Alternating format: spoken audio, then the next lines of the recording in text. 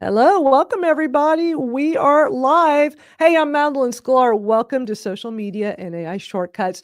Today, we're going to be covering some must-know updates and strategies that are going to help you stay ahead because we know there's so much noise, there's so much information coming at us, and I'm trying to help make it easy to understand. Now, there's a new AI scam going around, and I'm going to show you what to watch out for. We're going to look at a new feature with Notebook LM that has audio summaries in over 50 languages now. It is wild. There's a new Instagram setting that just came out that lets you hide your Reels view count if that's something that you don't want to be showing, and some big user growth news coming from Threads and X. Plus, I've got a great marketing tip to share from Amy Porterfield, content advice from Gary Vaynerchuk, and a powerful AI tool from Nikki Saunders. And I'm also going to show you guys a quick YouTube trick that makes it easier for people to subscribe to your videos. Now, if you're new here and you don't know me, hello.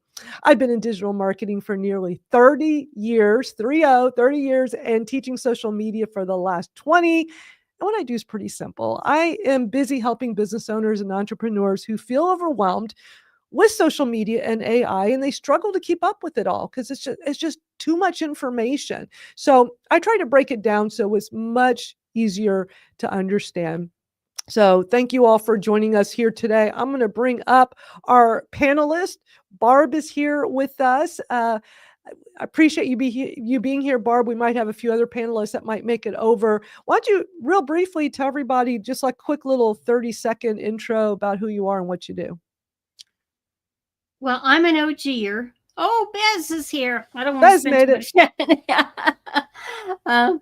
I've been online since the 80s, and I met Madalyn on MySpace. MySpace, back in the day. So we both are musically inclined.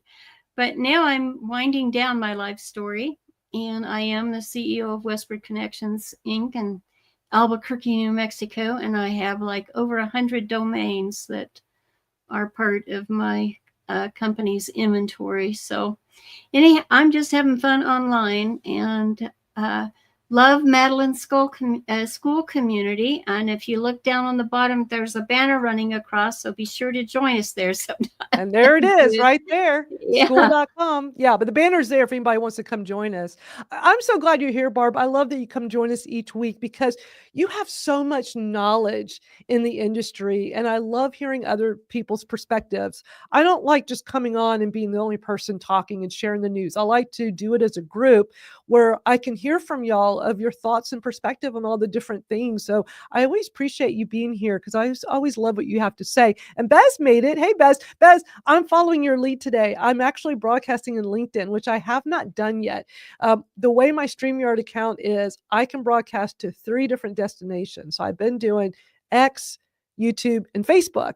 And I have my Facebook is so old, my personal profile, and I have, I'm like at the max, the 5,000, close to the 5,000 max, and lots of people from my communities that go all the way back to the 90s. And what I love is that when I live stream this over there, like I'll see old friends from what years back that are like, oh, this is so cool. I love all this information. But I wanted to experiment today. So I had to give up one of them. And I don't want to give up X and YouTube because we always have a lot of people watching the live stream on those 2 platforms. So I thought I would try LinkedIn. So if anybody's here and you're watching live or the replay on LinkedIn, hello, I thought I would try that. Bez, I know you've been posting this on LinkedIn when we do it, and I really appreciate you doing that. Yeah, no, when you were saying the 90s and Barb was saying the 80s, I was thinking, I keep thinking music, like, yeah, a little bit Purple Rain in the 80s. Yeah. And then a lot of good music. Oh, the best. Cool in the Gang, or what's the other kid group? It was New Kids on the Block. New Kids on the Block, yeah. And then all the those songs, like they were singing to a girl, and then yeah. And then the 90s, I was thinking, the Cure, the Smiths, the Oh, Depeche Mode, and Absolutely. We Uh, definitely had the best music. We did. I love hearing old 80s music. I just uh-huh. love the music of the 80s. And it's always funny when you see the videos from back then, videos from the 80s and 90s, and like how basic some of them were, or just the style of it. So, and I tell you what was funny, not funny as in memories of watching the old video, but y'all probably heard recently Jill Sobule passed away unexpectedly in a house fire, and she was still a touring musician. So she had two big hits in the 90s. One was called I Kissed a Girl, the other one was Oh, called yeah. Supermodel. And those were really popular songs in the 90s. And I was just shocked of her passing. I actually met her years ago. She about 20, gosh, it was a long time ago, probably about 25 years ago. She played one of my music shows in Chicago, and she was so wonderful and gracious to work with. And here she had this big hit from years earlier. And, sometimes you just think, oh, these people, they're just, think they're better than everybody. She was not like that at all. And it's just sad that she just unexpectedly, was killed in a house fire. I think it was last week or the week Oh. before. And so I went to go play her old video on YouTube, I Kissed a Girl. And it's just so funny, like looking back and watching like how videos were made back then. And it was just Exactly. really Exactly. silly and hokey, but fun. And it was a fun song. So yeah, I loved all the stuff from the 80s and A- 90s. and, Great and music. and remember the MTV and VH1 Oh yeah. Yep. and Yep. Downtown Julie Brown and Oh, all I those loved her. All those VJs. VJs. Yeah. Yeah. I Yeah. think the guy, one of them actually started the podcast revolution. Oh, yeah, Yeah, yes, you're Alan, right. I know who you're talking about. I can The picture long him with hair guy, the big hair. He had the big big hair. hair. I Who know is it? Adam Curry. Adam Curry. Yeah, Yeah. Yeah. Adam Curry, yes. He was Wow. the person that pretty much started podcasting, and he was a VJ on MTV back in the day. Oh Right. yeah. That's so And, wild. Wow.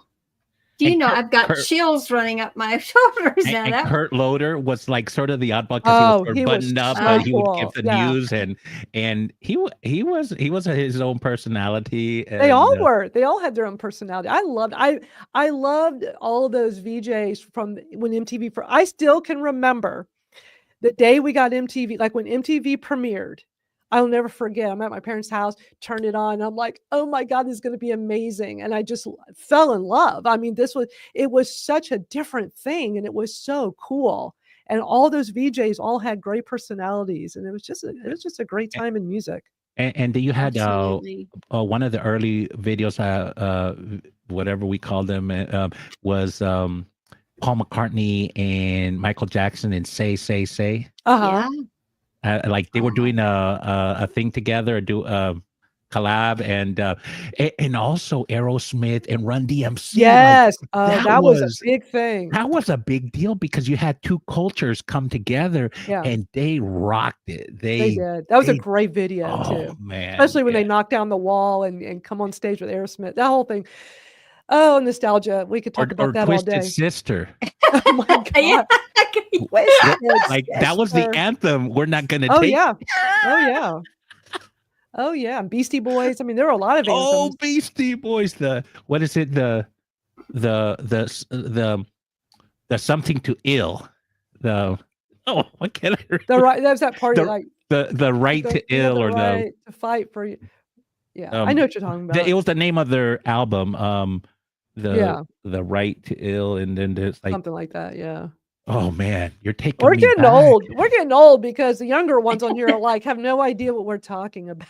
But Not just go on YouTube. necessarily. I- That's not true because Really? of The Voice and because of American Idol. They're picking songs from the 80s. Big Oh, time. yeah. Interesting. And Oh, and yeah. remaking them, man, I heard some great stuff. That's And cool. it just I sure.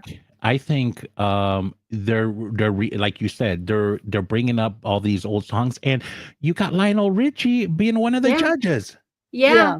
But it's You got- putting a new twist on it, and Yeah. it's like, wow, I never knew that sounded that great. You know? like Lionel Richie had a whole bunch of hits in the day. Oh, yeah. Absolutely. Yeah, But he he was the still tours. And I saw him tour like maybe 10 or 15 years ago. And it's like he put on like, I'm pretty sure it was like a 3-hour show or 2 hour.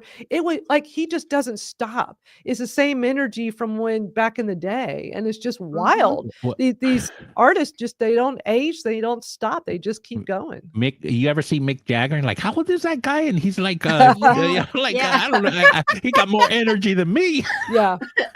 For sure. For And- sure. Well, let's get into the news because I got all kinds of things to talk Are you about. Kurt Loder today? Are you I'm Kurt Loder. Kurt Loder, but not so buttoned up. You know, I always like Kurt Loder. I like I Kurt still can Loder. remember, when he shared the news that Kurt Cobain passed. I mean, just oh god, there's some of those memories you just can never. That never leaves you. Oh, Venus yeah. says, I came at the perfect time. My first concert was George Thorogood, and second one was Oh. Def Def Leppard. Leppard. Oh, that was my first Oh, God. cassette I bought, and I had to hide it from my parents because all rock music was the devil's music, right? Right. Like the backward masking. I know we're taking your show. We got to It's get kinda back fun. on track, you guys. I know, because I Music feel like keeps we could it spend a whole so- hour just nostalgia stuff. What about uh, Casey Kasem? Oh yeah, Casey Kasem on the radio. That was a thing. What man. what was his sign off? I don't remember. It was so long Keep ago. your feet on the ground. Yeah. And keep reaching for the stars. Yeah. Yeah. All I was- know is that back in the day, you would when you hear a song, your favorite song on the radio, you would record it on your tape player so you could have a crappy copy of it that you could play over and over and over. That was such a thing. Mixtapes, making your mixtapes for yourself Right. and your friends. Oh my gosh. Yeah, we gotta move on because we And the could sit here. pencil. And the pencil. The pencil. What pencil? What do you mean? You don't remember what's a pencil and a cassette together? Oh yeah. Oh, So, yeah. That man, man, the struggle was real. Yeah. Well, those cassettes. What about 8-tracks? I mean, I had, I'm being an old chick. I remember those 8-tracks, and I like that. I think that's how I first bought music. As a kid, was 8-tracks and little singles, 45 singles, and you had to get used to the fact that when you did 8-track, it will stop in the middle of the song and go to the next track and then start back up. And you're like, and you got so used to it that when you heard it like on a record, you're like, whoa, this is so different. I'm so used to like, I know exactly where it's going to stop and go to the next track and then pick up where it left off. It was so, looking back, oh man, what a time we all lived in. And look at where we're at now. Hey, Absolutely. I know. Well, I'm still cooking. Bits and bytes, But Bits and analog was, man, it was different when it was analog, and I remember those days. That's very true. Very true. Very true. All right, let's move on because we could get stuck in this rabbit hole for quite a while. So as we were saying at the top of the hour, you can join my community over at School. It's free to join, school.com, SKOOL.com/Madalyn Sklar is where we continue our discussions outside of this live stream. We come here each week on the live stream to chat about social media and AI, the latest stuff that I come across, and have a discussion about it. But we also have the school platform where we can keep talking about it. So y'all be sure to join if you have not done so already. So let's jump into some interesting news. Let me get it queued up here so I can actually show y'all. I came across something that was quite interesting yesterday, and I felt like this would be make for a really good conversation. And that is this scam, this AI scam that somebody shared over on X. So this guy said he got scammed. He had received an invitation. He says like this is like showcasing how AI, it can help people do these scams that look so real. So he said he received an invitation to speak at a tech summit at a well-known university in China. So, he's looking at this going, well, this is legit. It looks legit.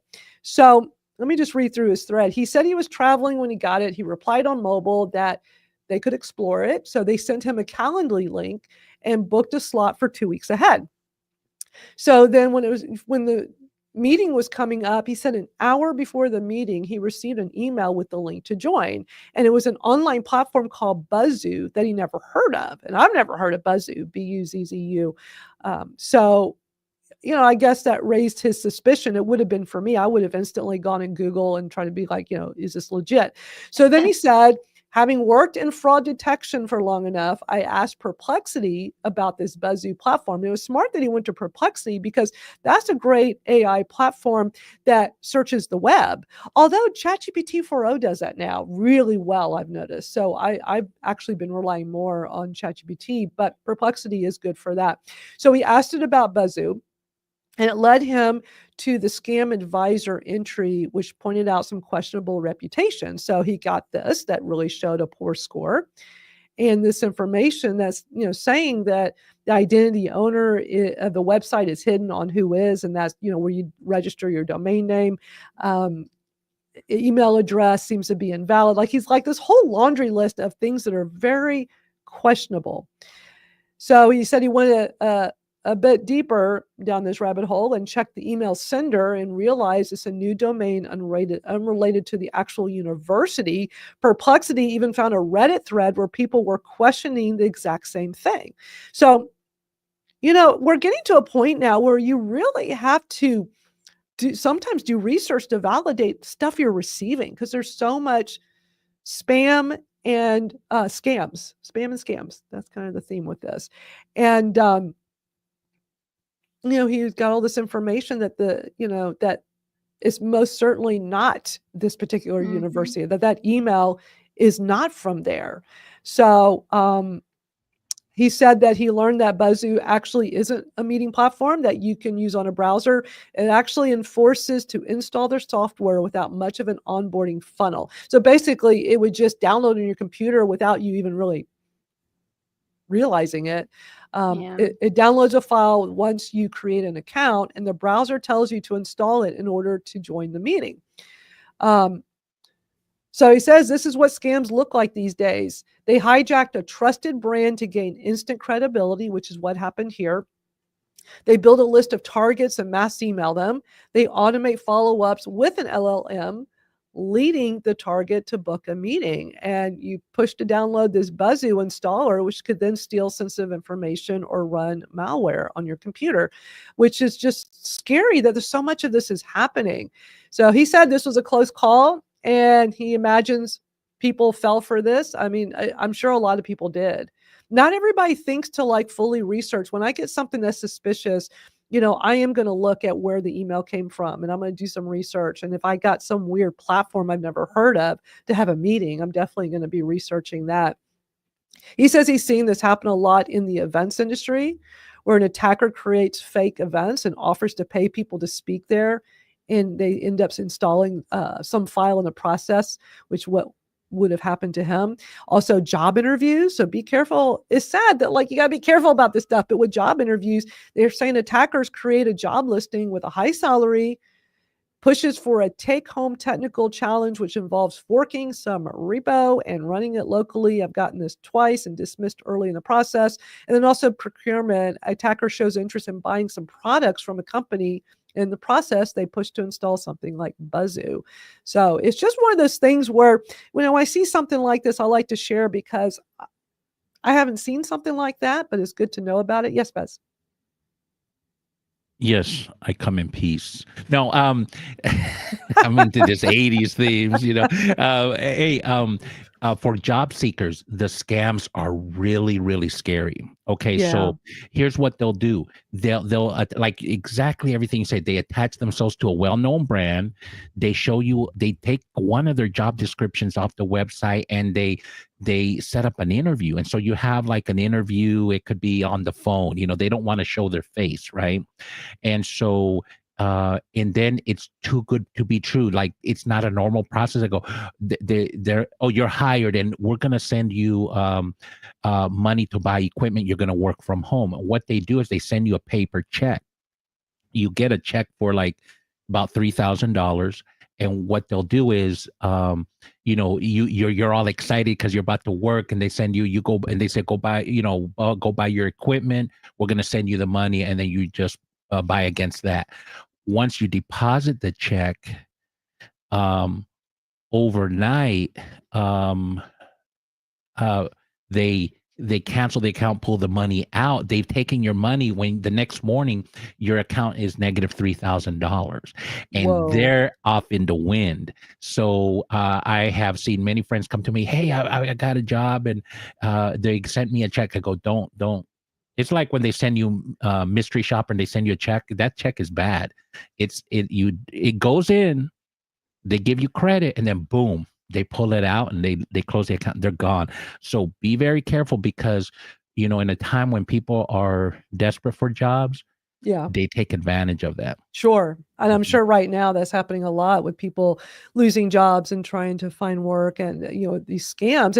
And there's so much good that AI does, and we talk about that a lot here, but it can also help people do very bad things, sadly. Well, you said they're using LLM, so they're using it like a Zapier. It's doing some automation for them. Oh, it's probably an AI agent they have in place. Mm-hmm. Yeah. And that's a little scary. So I wanted to point that out, because it's just one of those things where we don't know unless we hear about it. And I just want people to just be extra careful to not fall into a trap like that. I mean, not to say that that we could all prevent ourselves from that. Like, things like this happen where, like, it's unsuspecting, and then next thing you know, you've totally been scammed, and it happened so fast and you didn't even realize. And when the guy said he receives it and he was on his phone doing it on mobile, it's harder to like go check like the email sender on, like, to me it's easier to do that stuff on a computer versus mobile. So if he was like in a rush, if you're in a rush with something and you're not paying attention, then all of a sudden you could get scammed really fast. But on the flip side, my wife recently got interviewed by an AI, like on the phone. It called her and asked some questions. She had to answer in her voice, but she actually got a interview with two people from it's a big insurance company, right? Yeah. With them. So sometimes it's so hard, because you're like, I don't know if it's fake or real. Right. So Right. just go on good faith and trust and verify along the way all Trust the and time. verify. Go with Mhm. your gut, trust and verify. Those Yeah. are the best things to do. Next up, some of this stuff I'm gonna do kind of quick because we're pressed for time. So I was really excited to see this recently. So Notebook LM has just shared some interesting news. I'm gonna play this video real quick. Hey everyone, we're so hyped for today's Notebook LM announcement. Yeah, we have some massive news to share. Okay, deep breaths. Deep breaths. You can now get your audio overviews in over 50 languages. 50? No way. So, like, whether you speak Portuguese or Elinica Or Deutsch, or maybe Chongwen. and dozens more. Let's try out a few. Oye, ya está en español. Qué chévere hablar así. Claro que sí, tienes que escucharlo, es muy divertido. やった日本語でも聞けますよ。すごくないですか本当ですね。ぜひ試してみてください。 और सुनो अब हिंदी में भी है ना कमाल अरे वाह, सच में? जरूर try करो. How amazing is that? Really hits different. Okay, so the big question, right? How do you start listening in your language? Right. Just head over to notebooklm.google, log in, pop into your settings, New settings. Yep. and right there, you'll see an option that says output language. Can't miss it. Output language. Got it. Click that, pick your language from the list, and that's literally it. You are good to go. Simple as that. Go check out the language option. Give it a listen. Yeah, and hey, let us know what you think. Seriously, we'd love to hear. Maybe drop a note in our Discord. Oh, yeah, definitely. The link's in the description, right? Come hang out. Until next time. See ya. Wow. What do y'all think of that? Isn't that kind of cool? That like all these like I love languages- it. I love it. And because you're streaming to LinkedIn, here's something. LinkedIn frowns upon you doing a double another profile. I mean, it's against their terms of service. But now they let you, if you go into settings, you have your, the English that you're messing around with. They actually let you set up I think multiple profiles in different languages, but you have to, they won't let you copy and paste. You have to rebuild the whole thing. So imagine like I'm bilingual in Spanish. I can do one in Spanish and have like a dual profile. And so when people are Wow. hitting it from Yeah. Spanish speaking languages, they're going to see my Spanish speaking profile. And if I have content like audio, because when I did I did an experiment and did a live show on LinkedIn in Spanish, there's a whole new world out there, and most of the people on LinkedIn are outside of the United States. Mhm. Yeah. It's a whole Right. world. A lot of Yeah. people don't realize that. Yeah. So Mhm. does this make you want to use Notebook LM even more, knowing that in the audio overview, which in itself is a really cool feature, but knowing that it can do up to 50 languages, that's just very cool. Oh yeah, and if you speak 2 languages, that's just an incentive to use that feature even more, because now Absolutely. you can code switch, you can go from one language to the other pretty simple without having to recreate. So I could take my English content, run it through Notebook LM, and have it interpreted, translated, and now I have ready-made content. Yeah. I'm That's smart. I'm I think I'm gonna check yeah. into I this a mean, little more. that's pretty darn cool. And I love Notebook LM. I think it's a really, the problem we're having these days, there's so many of these AI tools now, and it's Mhm. like, which one, like I try to use a variety, but I mentioned to y'all recently, I just keep going back to ChatGPT. I'm really loving ChatGPT at the moment. I love Magi and I love ChatGPT.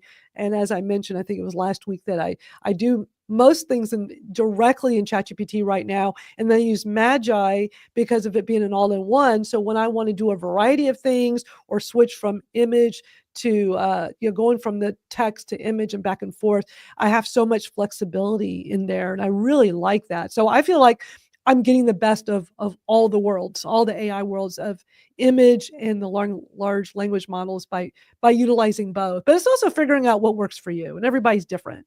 And I know, Bez, you've been a big fan of Magi, and so you're just primarily in Magi using everything, right? Yeah.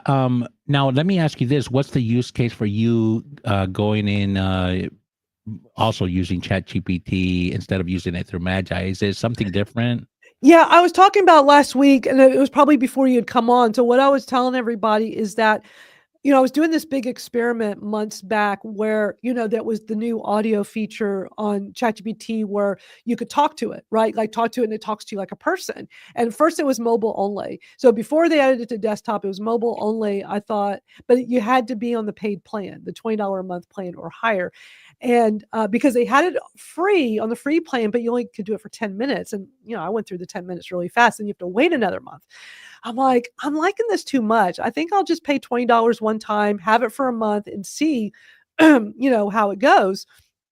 And hey, Dr. Anchor, thanks for joining us.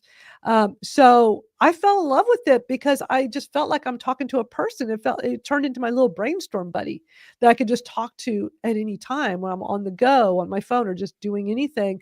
And then they added it on desktop as well, so you could do either or. And at first, it was if you could only do audio like that where you're talking to it, or you have to be typing and doing the text. But now they've integrated it all together because it's been months now. And so I could actually start like in the morning. Let's say I'm walking my dog and I have this idea, brainstorming an idea. So I'll get on my phone and talk to ChatGPT and say, hey, I got this idea. Let's talk about it. And then maybe later I want to pick it back up on my laptop, but I just want to type out my thoughts. And it gives you all that flexibility. But here's the thing. And this was the point I was making last week when I was discussing this. If I'm having these discussions in ChatGPT direct, chatgpt.com, that same information I'm discussing is not on Magi. Even when I'm using ChatGPT in Magi, it's a whole different server. It's a different Right. platform, different servers, right? And we've had Dustin from Magi come on here many times into the live stream and chat with us. And he's talked about how, well, he's able to provide access to all of those different AI tools. They're on his own servers. And that also helps with privacy issues, which is, a big deal because, Mhm. some of these AI models, you don't always have control over the privacy and all. He made sure anything he puts on Magi are all going to have, they're all going to be private. They're not going to be sharing info with that tool. So I've just, ChatGPT, inside ChatGPT knows so much about me and all of my various projects that if I go over to Magi and work on ChatGPT in there, it doesn't know all that stuff. Right. I can see why you want to go with that if you're really it has a history of everything. Right.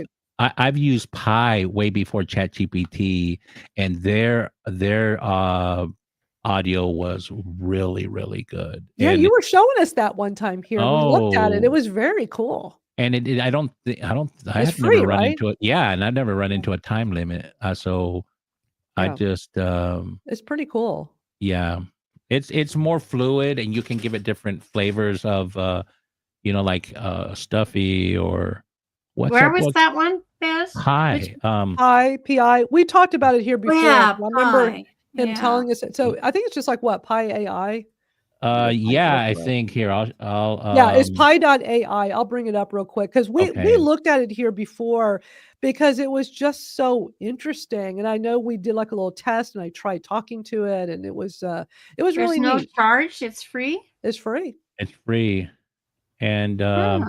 sort of looks like Yeah, that. There's two pies, right? It's the light one with the pi there. Yeah, so Mhm. you'll see a bunch of pie let me stuff bring it out up. there. I'll bring Yeah. it up on the screen so everybody can see this. So you go to I just went to Google and I put There, Pi that's it. AI. Yeah. So it's Pi.ai. And yeah, you can just start talking to it. You can do it on mobile as well, but And you can desktop. Yeah. you can mhm. do the microphone and just talk to it. I know we tried it. I know I did a demo here and it was Oh, pretty cool. wow. It was pretty cool. So I think it's definitely something to play around with and try. But yeah, you can definitely talk to it like you do with ChatGPT. So There's that guy named Stefan Youngblood. He experiments a lot with this. He has two phones. He has Pi and ChatGPT on one, and he has them go have a conversation. And Oh, oh, really? that's cool. I've seen Please a share in Madalyn's group. Is that on YouTube? Can we see no, he examples does or not? he does. So Stefan Youngblood, he's on LinkedIn, but in most of the platforms, but he does most of this on Clubhouse and late at night. Like you never know when he's going to come on, but you'll get a Oh, wow. notification, and it's after 9 p.m. Eastern time, and sometimes 10 o'clock, 11 o'clock. You never know. He just pops up and like, hey, and people like start showing up. Wow. That's so cool. I know I I'll played have a to video find him once. on there. Yeah, I know I played a video once here a long time ago when I started this live stream series, this new social media and AI shortcuts, where it's a short little video where this guy had put two phones together and he's just making a video of them both being AI, audio AI, talking to each other and doing things, and it was wild. Uh-huh. And that's what things are turning into, especially with all these, AI agents we keep hearing about, where you're just gonna have these two talking to each other and we don't have to do anything. We just tell it what we want to do. Kind of cool, but kind of scary at the same time. Well, Yeah, if you ever get into his Clubhouse room, we have deep ethic conversation. Like we're talking what do they call sentiment or Yeah, sentient. yeah, and we have and people in there like thought leaders will pop in, scientists and stuff.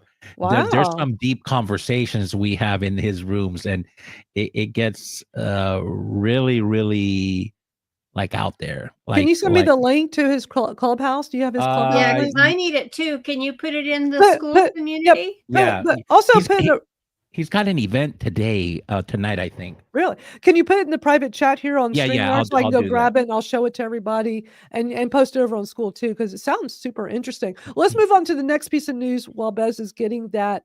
So Instagram just announced that they have a new option to hide the count views on reels. So there's like a toggle setting you can do. So I'm going to play this short video where this guy walks you through how to do it. So let me play this real quick and so you can see the instructions. And I'm also going to walk you through because when I did it last night, it was a little different, not too different, but the names of the settings were a little different. So let me just play this first. Manzano here. Hope you guys are doing well today. Tonight, in today's topic, we're going to talk about Instagram Reels, where you can now actually hide your Reels view count. So at the moment, my views count are actually hidden. You can't see how many views on my reels. Can you see it? No, you can't. Now, in order to actually activate this, you got to go to the hamburger button on the right top. Okay, so from here you'll be taken to settings and privacy. So we're gonna find where to actually unhide the settings. Now you gotta go to creator tools and controls. Now you can see a lot of options here, but look for view counts on profile. You can see it, yes. Now you just click on this and see how it's activated. It says hide view counts. So when this on, no one will see view counts on your Reels tab.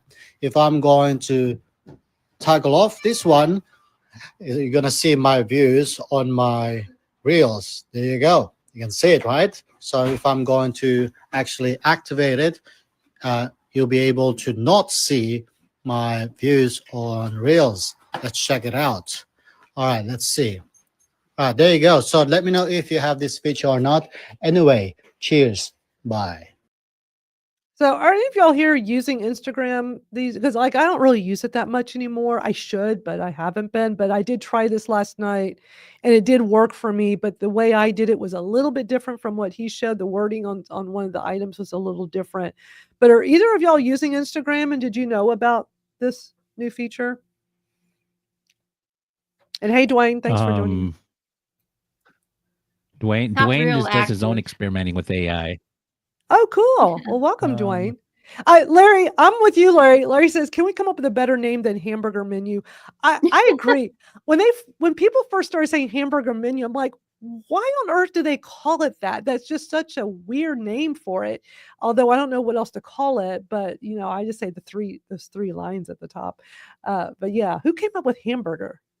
Yeah. That's what I'd like to know. But here's the thing. So I did go into Instagram last night and I wanted to walk through to see number one, if I had this feature now. And number two, if I followed what he did, would it be this, let me follow his steps. I want to, I want to make sure that is correct information and that it works for me as well to share with everybody. So so what I did last night is I got on there and let me show y'all. So what was interesting when I got into my Instagram on my phone last night, this popped up. So you are going to get notified when you have the new feature. You may need to go update your app on your phone. I made sure my Instagram app was up to date, and it was. And this popped up. See your own view counts on your grid. Only you can see how many views your posts and reels get. Anyone can see them on your reels tab. You can hide the view counts anytime in the settings. I'm like, oh, okay. Well, let me play around with it. So once I got into that, then yeah, you can. There's a lot. It's not super easy to find it, but I've got the exact walkthrough for everybody if they want to try this, because when you go into the settings, there's so many things in there now. But ultimately you want to get on this screen where you can hide the view counts if it's something you want to do. It's optional. You don't have to do this. So when that guy was explaining it, he started with the hamburger menu, as he was calling it, or as Larry says, the 3-line menu, which is what it is. I think it's a better way to put it. And he said to go to creator tools and controls. That's what his screen said. So, you click on that 3-line menu and you scroll down and look for creator tools and controls. There's a lot of stuff in there. When I did it, mine says business tools and controls. It didn't say creator tools, business tools. So it must be he and I have two different types of accounts. I don't know. I thought it's just personal or business accounts on Instagram, but maybe I'm missing something. So if you don't see creator tools and controls, see if it says business tools and controls. And then once you do that, you'll see in the menu there, view counts on profile, and either, tap on it to turn it on or tap on it to turn it off. So it's just one of those things, may be helpful for some of our viewers here if you're utilizing Instagram and you no longer want people to see how many views you've had on your reels. Larry says, so why hide views count? Why? Because your views are low. Yes. So I turned mine off because I'm not using Instagram much. My views are low. Plus, I feel like we have progressed to a day and age now where really what matters is the content. What matters whether somebody has a lot of views or not. People can still buy views. And sometimes it's very obvious to see when people do that. Oh, interesting. They got 10,000 views and two comments. what's wrong with that picture? So I think it's just more about the content. And that's what I'm always interested in is the content, not so much with, how many views somebody got. And I hope people aren't hung up on my stuff by looking like, oh, she didn't have that many views on this, so it must not be any good. So, moving on, a couple of interesting pieces of news real quick to share. So, Threads just hit 350 million active users, which is super impressive. And they have gained 30 million new users just in this first quarter this year, up from 320 million last quarter. And they're saying the time spent on the app has jumped up 35%. So that's pretty impressive. I was using Threads for a while, but then it was like, there's so many platforms to use. So, you can't be on all of them all the time. So I got to a point where I just stopped using it. I haven't been on it in a while. And then also in the news with X, they now have 600 million monthly active users. And they seem to be really doubling down on dismissing journalism. I don't know what that's about, but they're saying that the CEO, Yakarno, however you say her last name, is referring to X as the global town square, which I know that's what Elon's called it. A lot of people call it the town square. So that's really how they're viewing this. And they're saying they got 600 million monthly users. So, a lot of people over on these platforms. But I always say, use the platforms that work for you, the ones you like being on, the ones that your people are on, or your prospects, your customers, whoever it is you're trying to serve. Hey, Rose, good to see you. So, yeah. Bez, I see you shared with me the link to Clubhouse. Let me show this to everybody. Thank you for sending that over. So, we were just talking about this person on Clubhouse. Stefan Youngblood. Yeah, so this is who Bez was mentioning a few minutes ago. Stefan Youngblood. This is on Clubhouse. So his username on Clubhouse is Stefan Starts STU. Start Stuff. Oh, that's cool. Start Stuff. I like that. Start Stuff. Okay. Yeah, it's small on here. It's right here. It's real small. So it's Stefan, STEFAN. Starts Stuff. So START start and then stuff STUF 1F. He's a good person too. He's really all in AI, and he's been doing a lot of experimenting, and so he's getting invited to speak on stages now. He's a good guy. He's just a all around good guy, and very knowledgeable, and thinks of AI in a very holistic way, and yet he thinks that no matter what, that and he feels comfort in his own spirituality of who's really in charge. So a really well-grounded guy to talk to.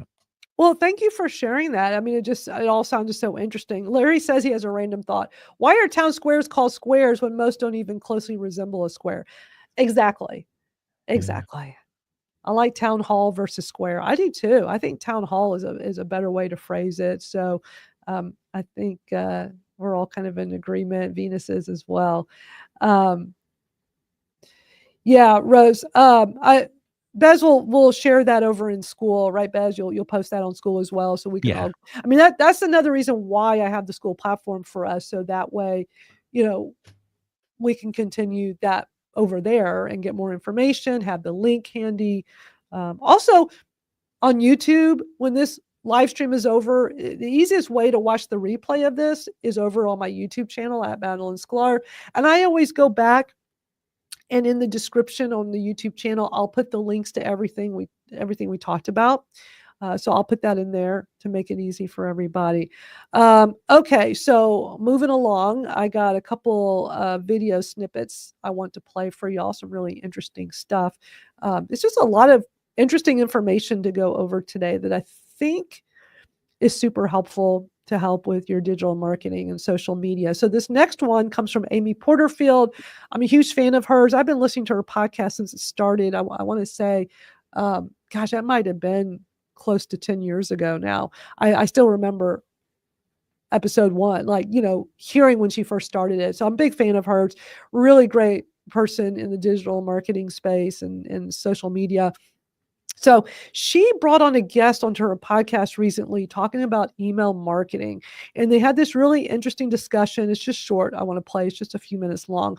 But they talk about something that's interesting that we don't really talk about much anymore. But when you have an email list, and the goal is to make sure it gets to people's inboxes, right? And remember when Google came up with that promotions tab? Remember how all of us digital marketers freaked out, like, we don't want our newsletters going to a promotions tab. And remember how people would take great links to teach people, like, when you sign up for my mailing list, they put instructions of like, if you're on Gmail, here's how to move it from promotions tab to your regular tab. Do y'all remember that? Because I always remember some of the smart marketers with putting these step-by-step instructions, trying to help people. And they went to great lengths to do all that. And I haven't even thought about that in years, but this guy has a really interesting take on it. So let me play this for y'all. Can you talk about how to stay out of that pesky promo tab? Yeah. So this is a great topic. And I'm going to tell everybody right now, don't get out of the promo tab. What? I'm going to tell you why. What are you Okay. talking about? I'm going to tell you why, because first of all, we all only have so much time in the day, and this is a waste of energy. I'm going to give you the data as to why it's a waste of energy. Okay. Your issue, whatever your issue with your email, it's not getting the sponsor you want, open rate, whatever. It is not because of the promo tab. And here is the reality of that. First of all, the promotions tab, there's one for Gmail, right? This is a tab where all your promotional email goes. And there's one for Apple now, right? They have these categorizations where your emails can go in their promotions tab. Apple released that in the last year or so. Now, the promotions tab is still part of the inbox. People think it's the junk folder. It's not. It's part of the inbox. Now, the kicker is, do people actually even really use the promotions tab? And here's the data. Less than 30% of Gmail users have it turned on. And that number has been shrinking. Less and less people actually have it turned on. So less than 30% of people do have it turned on. On Apple, it's even a fraction of that. You're talking about like 10% right now that have that categorization on. So it's a very small population. But here's the wild part. Of the people that do have it turned on, 50% of them check it daily. And it's wild because if you think about the promotions tab, when you go into it, it's like going to the mall. When you go to the mall, you're in buying mode. You're like, I'm in the mall. What am I buying? Right? And when you go to the promotions tab, you're not lost. You're not like, where am I? Am I lost? What's happening? No, you clicked on it because you're looking for offers. You're looking for stuff, right?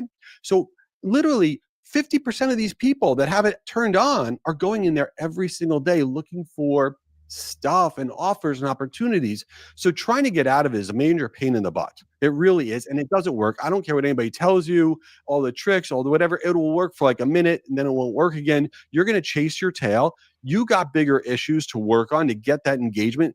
Forget the promotions tab. It is not your problem. I am blown away by that, y'all. What an interesting take that I never really thought about. I have the promos tab turned off in my Gmail. When that whole thing came out years ago, I'm like, this is stupid. I don't want this. And thank God you can customize it. But what a great point he's making. Bez had to run off, by the way. He'll be back.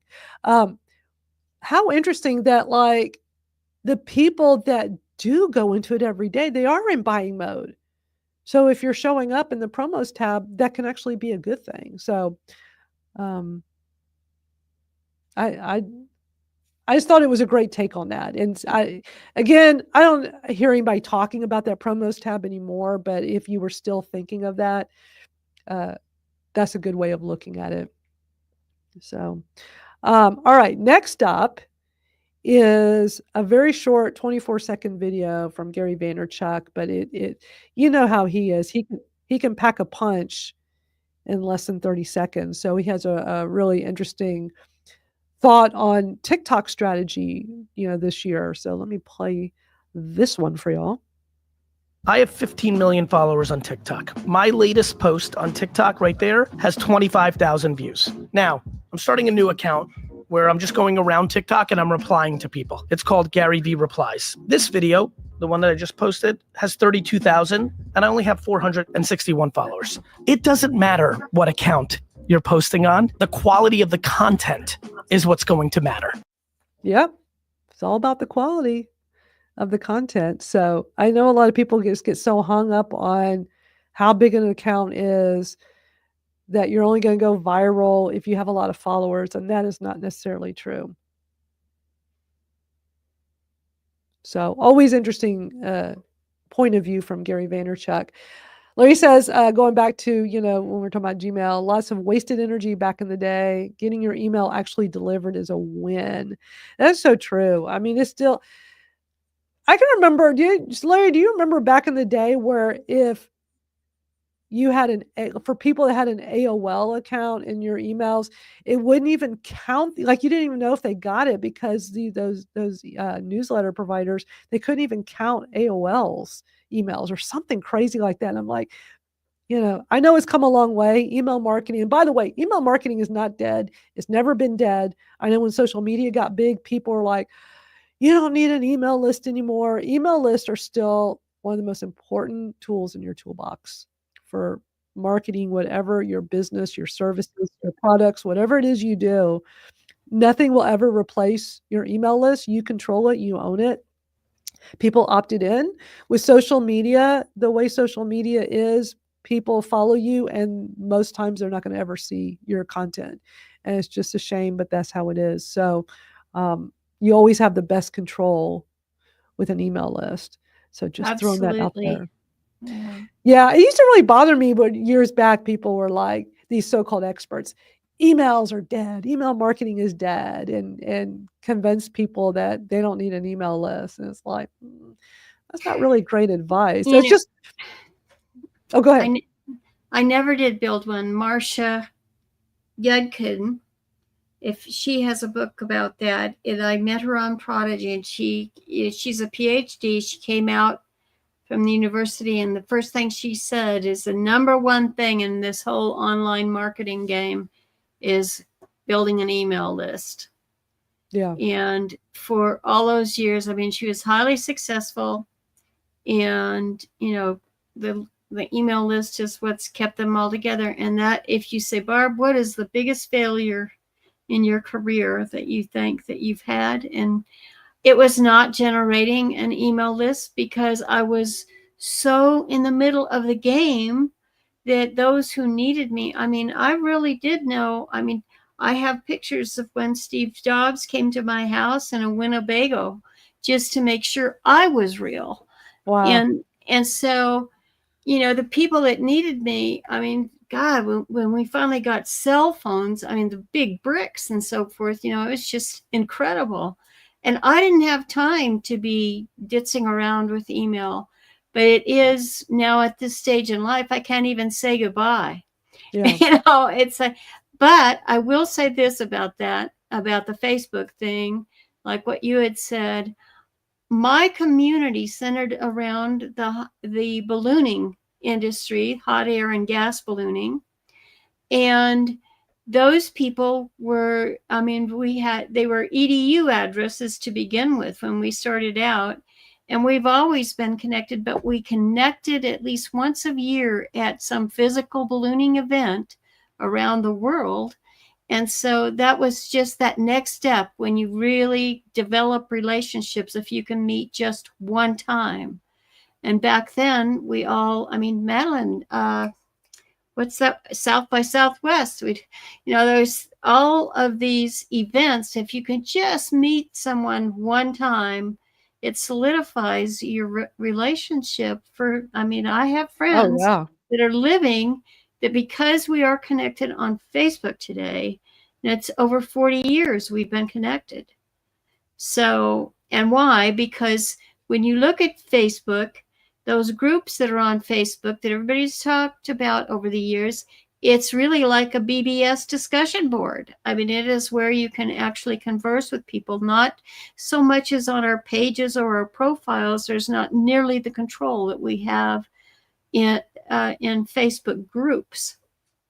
So email is, and I don't know, a lot of people don't know this, but your Facebook group, you can actually set up an email address for it and actually get your community that way from your Facebook group. A lot of people skip that one. But yeah. Email's king. I don't think that to this day there's anything more important than keeping touch via email. How many emails do you have in your Gmail account, Madalyn? How many emails? That's in your inbox. My inbox? A crazy number. Mine's it's like 220 some thousand. Oh, And I'm like, okay, you beat me. Let me see. yeah, it's like I let the river flow because You I did. spend all my day on on platforms where we can connect. And that's a big deal when you talked about the promotions tab versus your main inbox. And I've always separated it. We didn't talk about my promotions tab, but I actually clean that one out more regularly. But Yeah. over the last couple of years, especially, I went from like 10,000 to over Wow. 250,000. Ooh, So mine's at 14,914. yeah, mine was in the 10,000 to 14 Well, years. But mine would be what yours is, but what I try to do every couple of years, I'll just go into my Gmail and I'll just take whatever's in there and put it into like take it out of the inbox and put it into a folder and just call it something like old emails, and I'll put whatever date, pre whatever the date. That way, moving forward, is zero inbox. But then it just starts the clock and starts all over again. So that I would have cleaned that out. So that number would have been from several years back. I would have cleaned it out. Well, now there's AI. I have a friend who's actually developed, I think he developed based on Chat GPT, if I'm not mistaken. I'll have to check with him. But I watched him take his and just empty it out completely, and also to further refine what's in your Gmail account. It was incredible.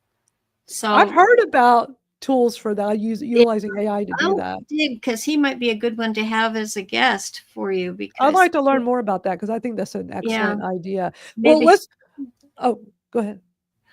Maybe we can call on him to empty mine out as an example. There you go. We can live demo it and all learn.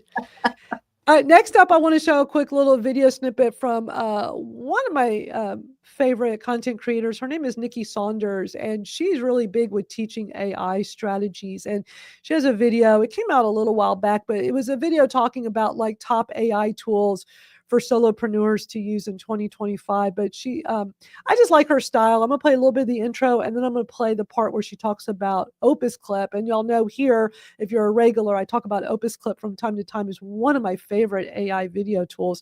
It is so cool. It is so easy to use. So she kind of walks through it. So let me play a little bit of this for y'all. One of the number one trends going into 2025 is AI tools when it comes to content creation. More and more content creators are using AI, and people are actually accepting it. So in this video, I'm going to tell you 3 AI tools that's going to help you in 2025 to create content on a consistent basis. Now, above that, I'm not just going to tell you 3. I'm going to give you 2 extra more at the end as well. But these AI tools are going to help you create written content, help you research, as well as create video content and the visuals that you're going to need. The formula to success in 2025 when it comes to content is going to be an idea, creativity, and a system. So let's get into it. All right, so let me forward to where she talks about Opus Clip. This is a really good video. I will have the link to the full video in my YouTube description for the replay of this video later. But let's get back into this video. So for this third one, let's get into video editing, and it's going to be Opus Clip because they have a new feature called Clip Anything. Now, if you're familiar with Opus Clip, this AI tool allows you to upload a video, whether it's a link or the actual video, and it cuts it up into short form videos, whether from a vertical standpoint, square, or however you may need that format, as the captions, add the B-roll. But this new feature is kind of fire. Because what you could do with this one is that you can say, hey, find all the clips that I'm laughing in, or find the best dunks, or find when the person is actually cooking, and it will find those clips exactly. Wow. And whereas in the other one, you don't have control of what it picks, it just picks what AI wants to pick. This one, you have a little bit more control of what you may need, whether you are creating a brand new video or you just want that particular clip to upload. Now, the reason why I want to talk about Opus Clip for 2025 is because it's really become a flexible video editor. You're allowed to upload your own media, your own logos, your own fonts, and you have just more flexibility of how the video comes out. Whereas other AI tools, you just get what you get. Now, I will say it does pick out the best videos out of all of them. Can I give you a bonus? Can I give you a bonus? So 2 bonuses. One, Claude. I love Claude, actually a lot more than ChatGPT because it sounds more like a human. And they added this new feature that allows you to talk to it. I love voice tools. Like, I'm not a big typer. And so now that it has a voice tool, I can just talk exactly what I want because y'all know everything is a prompt.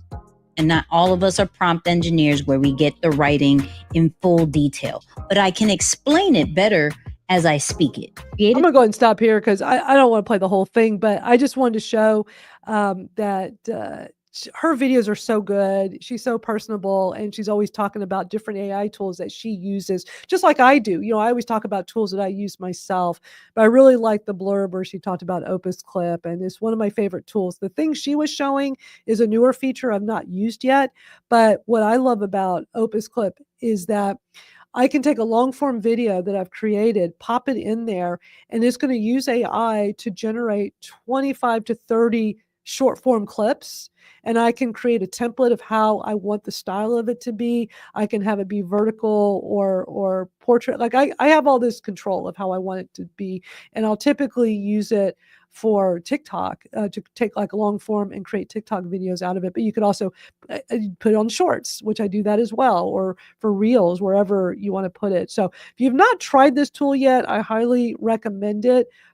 Hey to everybody that's been joining our live stream. We're broadcasting all over the place, and so we appreciate y'all joining in and being here. But if you want to try Opus Clip, I have a direct link. I have a bit.ly link, bit.ly/try Opus Clips.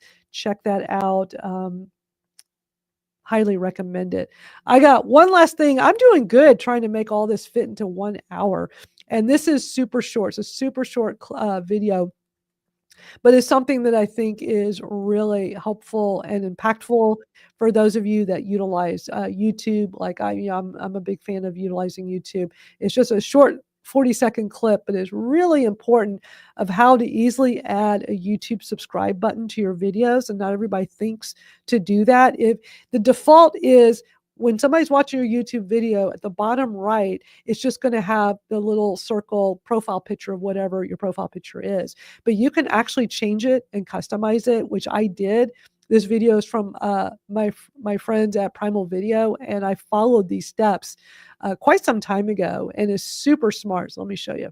Add a YouTube subscribe button or a YouTube watermark to your videos to get more subscribers on YouTube. This is a quick and easy feature that you can enable in just a few clicks. What I'm talking about here is the little subscribe button that shows up down in this bottom corner of your videos, primarily on desktop, and people can click on it and subscribe to your channel directly from the video itself.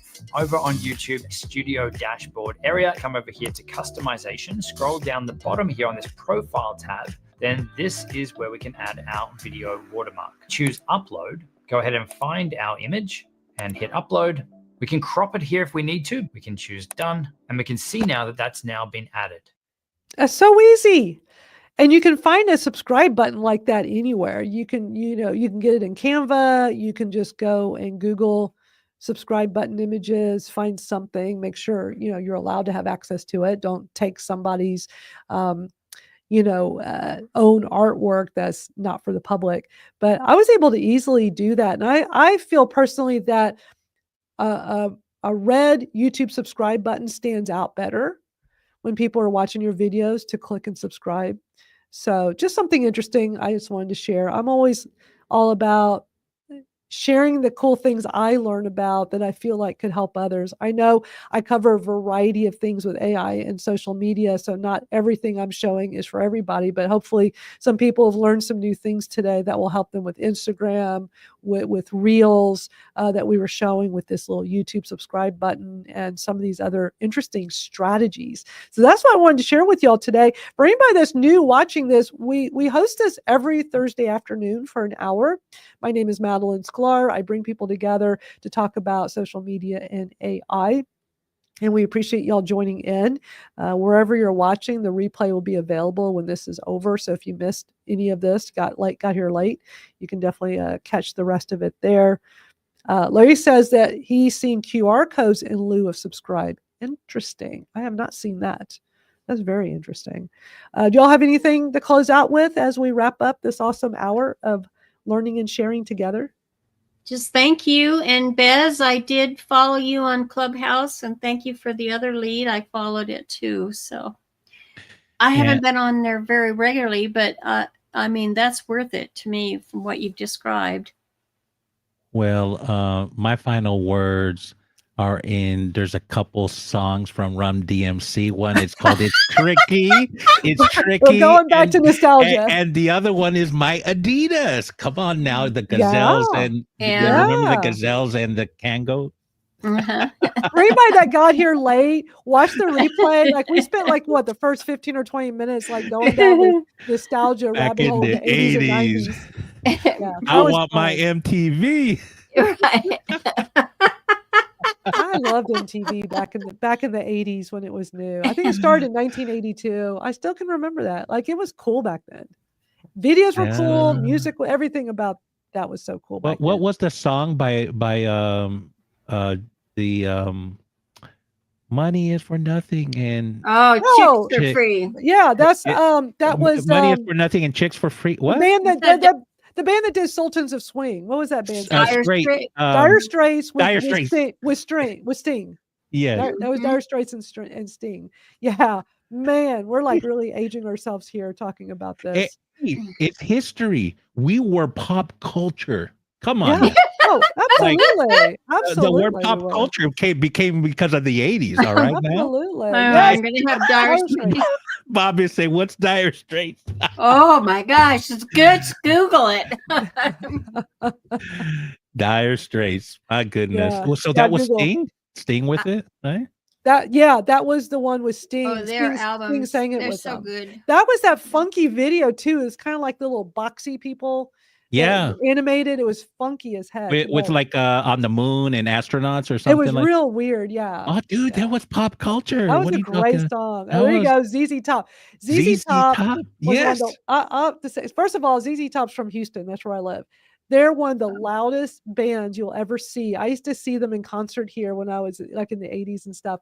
Yeah. And every time I saw them in concert here, I literally could not hear for like 3 days. It was looking back, like when you're a kid, it's cool, right? But like looking back, it's really dumb. It's so bad for your ears. It can mess up your hearing as you get older.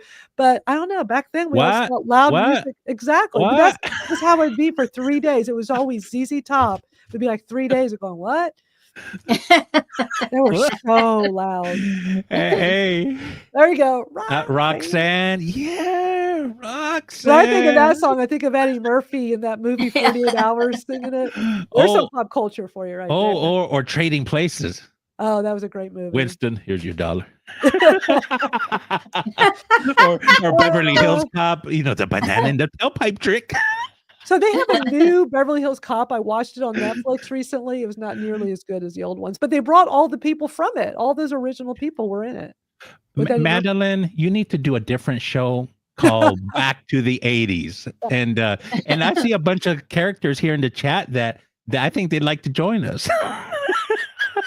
I think that could be a lot of fun. Here we go. Love says, let's do an event about the 80s. I would totally be down for that. That'd be kind of fun. Let's pick a Friday night. What do you want to call it? What'd you say you want to call it? Back to the 80s? Back to the 80s, baby, or something. What you make something up, You have the greatest voice for that, Bez. You have to join. You do. Yeah, you have to join us. But my favorite of all time is Bob Seger, and he just had his 80th birthday. He's 80. I mean, wherever I traveled, whatever I did, because, in the early days online, I would have to do speaking engagements. I'd have to travel in my vehicle to get there in time. I mean, I was on the air, in the air on planes as much as I possibly could, but many times you couldn't get because it was exploding. There was things happening all the time. Everybody would get their rides early, and if you were late, I had to drive, and Bob Seger all the way, especially through Texas. Yeah. What you got, Especially Bez? through Texas. What are you showing us, Bez? Showtime, baby. It's showtime. We could do show and tell, y'all. That's 80s right there, baby. Yeah, let's Oh. do a show It's and magic. tell for the It's magic. 80s. It's Magic Johnson. That's Oh my showtime. You know, gosh. that's I'm the trying to think 80s, what right? I have from the 80s. I'll have to go digging around. Oh man, let me see what That'd be else. wild to like show old stuff. Yeah, from the yeah. You 80s. know, you could have a show. 80s You show and tell. you could have an Yeah. 80s show and Oh, I tell. love it. Yeah, 80s like show and tell. bring your artifacts from the 80s. I don't think I said, I used to save all the concert tickets. Remember how you always saved all your Oh, concert ticket yeah. stubs? I used to Mhm. have so many of those, but I don't know. I can't find any of my old stuff. I don't That know. was the original NFT. Yes, it was. Yeah. Yes, it was. No, I'm the one that Or- has all or the the Jimmy Poe Buffett app. concert tickets. Oh my. Oh, boy. yeah. I think you need to do a monthly show, and we'll talk about do like I on a like it. Friday night, and like where Show we and can chill for a tell. few hours, and we I can like just that. laugh and just invite That would people be up on fun. stage, and because I think you can have like about 10 people or on Reese. Yeah, Mhm. on StreamYard, yeah. I Yeah. can have like 10 of us on screen. That's right, Barb, right? And 10 of us, I think. and Yeah. we'll talk about our favorite songs. We'll bring pictures. Yeah, Bring old Right. pictures. Do Yeah, show I and love- tell. I mean, when we were I kids, love it that. was always show and tell Tell at stories. school and Yes. everywhere and, we're and at. I Such a thing. Yeah. I Even had at a the hairline computer up to shows, here, you know. we did that. Yeah, we could I do love the idea. I because like that. all those old computer shows and stuff, we had those hospitality rooms, and oh my God. I mean, the people you slept to could be mega Well, millionaires. what did you say? What? Well, you'd have to share rooms because it was exploding. You had no choice. And, girls and guys, and I mean, they'd be wearing their suits. We just had to crash for long enough to get in there and demo Wow. the next day. And I mean, really, big names, like big names. You could And- tell stories. Okay. Yeah, we I could see where tell. this is going. Okay. I'm Absolutely. I'm really One was loving with this the idea. Baptist minister. Hey, He says, Whoa. he says, I'm positioning myself between Barb and you guys. I was the only girl in it was in the New York hotel. Oh God, my it was gosh. hilarious. Who could sleep? We were so excited. Wow. So excited Well- to be part of that revolution. So Yeah. So you've got music, pop culture. Well, you got Yeah. that show would be killer. It would be because I fun. bet it would. Madalyn. you've got some OGs here, and you got some And- OGs in the chat, Yeah. and we I like it. we would and then bring your favorite drink. I like that too. Okay. Like what Oh, like, the drinks from the 80s were killers. yes, like the Let's do Coca-Cola that. bottle, like the Coca-Cola bottle, Yeah. like I a real like it. bottle Our bottle. pina coladas, remember that song? Pina Yeah. Oh yeah. And I bet Madalyn, you could invite somebody from ZZ Top and they would show up. Oh, I don't know about that, but we could try. Shoot, you start talking about them, they'll But we show could up. just like tell stories and stuff. I mean, ZZ Top, back in the 80s, my mom bought a used Mercedes that used to be owned by Frank Beard, the drummer of ZZ Top. And I just remember thinking, I'm sitting in this car that he used to drive. And like, we called them the hometown band because they were a Houston, Texas band. And that's where I grew up. And it was just wild, like, this used to be a rock star's car. And I'm like, why did my mom, the whole thing made no sense. I think it was just a car she was looking for and it was timing. I don't think she cared that it used to belong to the drummer of ZZ Top. But I just always thought that was so freaking cool. Well, I tell you what, you better start this back to the 80s show because you know where it'll be a hit? Right here on LinkedIn. Right here on LinkedIn. Oh, that's Yeah. We get a few Gen Xers and maybe some boomers, and we'll be rocking it out, I'm like I'm a sense. Gen Xer, but only by like 11 days. It's so wild. Is how that close- right? I was so close to being a baby boomer. Yeah, it's pretty wild. Yeah, because that started January 1st, 1965. My birthday's January 11th. So I'm just like right on that edge. But I like Gen X, so I'm very happy with that. I was born in 69. The year Yeah. I graduated from high school. Dang. You'll be the boomer in our group. No, I love this idea. I think we should do it. Everybody in the comments are loving it. So, Oh, I know the comments is blowing up. The comments were blowing up in the beginning, and they're blowing up. right when we started off Clearly, this we have that hour. connection. This is not an AI show because, man, imagine if we had social media back in the day, we would all be in jail. Come on. Yeah. Oh yeah. Oh, not just that, Bez. What if we had cell phones back then? That's a good Could one. you imagine cell phones in high school? The kind of trouble we've all would have been in. Oh my goodness. No. You know what they would have thought? That we were drug dealers. Between that and the beep, that on like if you. you had a Beepers. beeper, like how many had a beeper and people thought you were a drug dealer? Oh yeah. Yeah. that was- Oh, I the knew beepers were. I mean, you weren't cool unless you had a beeper. And you go to I the had two payphone. of them, one on my right and one on my left. that.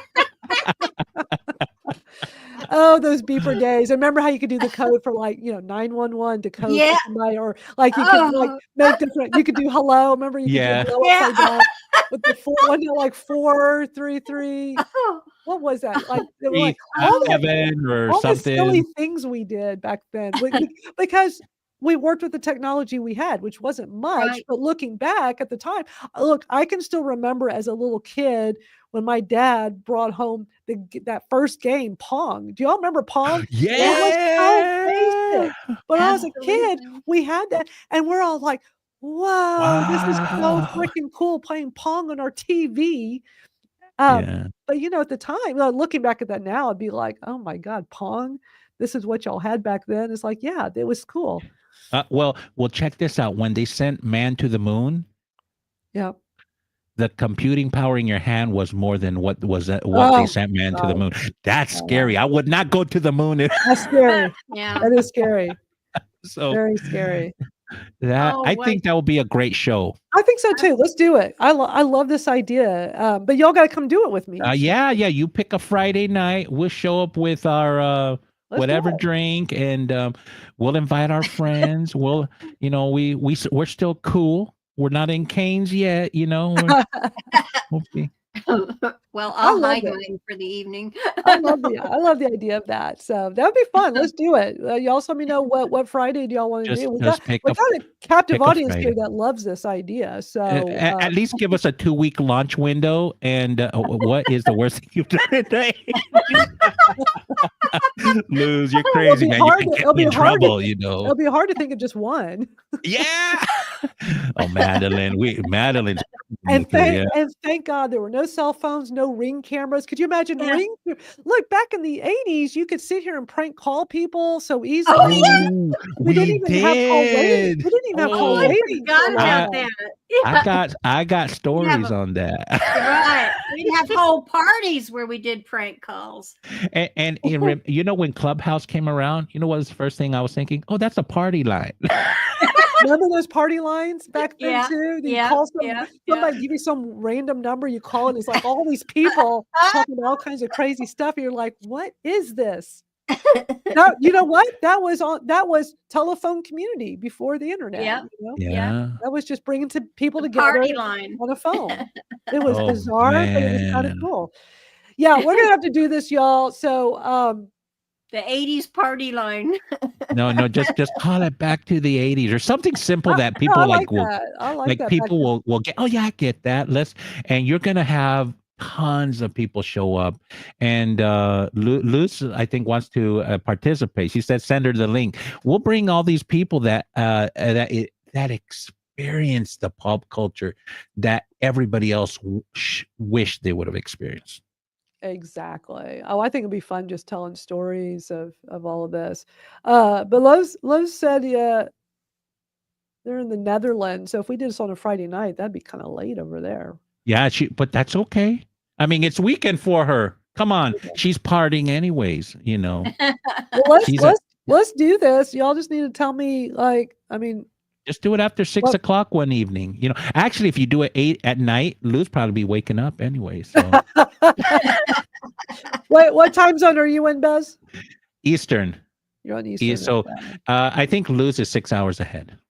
So if she's in the Netherlands, so she'll, if hey, make her wake up early. I mean, Stay up late.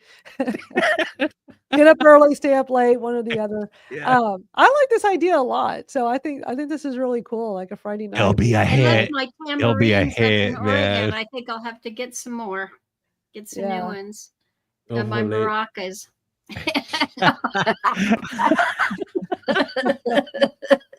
I'm getting excited about this show, man. Yeah, I am too. He says everyone has to share something bad. I love it. Yeah. Hey, you can't, what, back in the day, bad meant good. So you got to figure out what, Yeah. it's like, hey, man, that's bad. That's bad, man. Yeah. And That's do you so remember true. this? Do you remember this? Oh, You yeah. got Oh, moded. yeah. You got moded. All right, we're gonna organize this. We're gonna organize this and do it. I love this a lot. So, Well, I've certainly got 80s props where I'm at, so we can definitely have Cool. fun. But just pick to up- say, join you in school, in the school community. We'll share photos there first. If you bring really super good photos, you might get yeah, this is a them good opportunity featured. for y'all to join school. I mean, although normally it's the social media and AI shortcuts, which is what this hour and 25 minutes has turned into, gone from that to this back to the 80s. But look, we're all about hanging out and having fun. I got to run, but yeah, join our school platform is school.com, skool.com/Madalyn Sklar. That's what it looks like. That is my hangout platform for us. We're normally, yes, we're talking about social media and AI shortcuts, but since we're having this back to the 80s discussion on this, we'll just incorporate that in there. Maybe we'll have a little side conversation in there. We'll start specifically for Bez's awesome idea, back to the 80s. I like when you said back to the 80s, baby. Yeah, let's do that. Let's back to the 80s, baby. So y'all That's come join us super. on school, and I'll make sure we announce it over there. But yeah, we'll work on it because yeah. I mean, I don't know. Is it something y'all want to like? Because tomorrow's Friday, all right? Today's Thursday. No, give us let's do an event on we can do an event on LinkedIn, Facebook, like all the social do event and do it on Eventbrite and just let's get a party going. Like let's get people excited about the 80s and let's like reminisce. Let's go back to the back to the 80s. We got to come up with a date to start, and we got to be, there's Memorial Day weekend coming up, which is going to be a longer one. So let's check it out, but let's do that. Let's commit to doing that. I love it. For All right. sure. We'll do it as a group. We'll make this happen. It's a lot of fun. And we'll start discussing it in Madalyn's community on school. Yeah. We'll talk about it over there. Join us there. Yeah, you build excitement and momentum, and by the time we have it, like people are lining up there you go. Around the block to get into get into the Rocky Horror Picture Show. You are a character. Oh, I remember that too. The whole Friday, Saturday night, dress up, go to the people within here and let's do this. We gotta do this. Let's have a theme. Absolutely. I love it. This is fun. These are great ideas. All right. We'll start this. We'll make this happen. All right. I gotta run. This is fun. Well, thank you all so much for being here. And if you missed any of this earlier, just go watch the replay. And we'll see y'all soon. Have a great rest of your day. Come join us next week. We'll be back here to do